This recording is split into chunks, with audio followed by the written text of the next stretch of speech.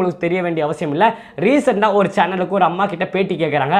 என்னம்மா யாருமா உங்களுக்கு சப்போர்ட்டாக வந்தாங்கன்னா அவங்க சொன்ன விஷயம், விஜய் அவர்கள் இன்னும் ஆட்சிக்கு வரல, இருந்தாலும் அவங்க கட்சியில் இருக்கிற நிர்வாகிகள் அடிக்கடி வந்து எங்களை பார்க்குறாங்க. அம்மா சாப்பிட்டீங்களாம்மா, டீ குடிக்கிறீங்களாம்மா, உங்கள் பசங்களுக்கு எதனா தேவையா, பிரெட்டு தேவையா, உங்களுக்கு எதுவாக இருந்தாலும் எங்களுக்கு கால் பண்ணுங்கன்னு ஃபோன் நம்பர் கொடுத்துட்டு போகிறாங்கன்னு அந்த அம்மா அவங்க வாயிலே சொல்கிறாங்க.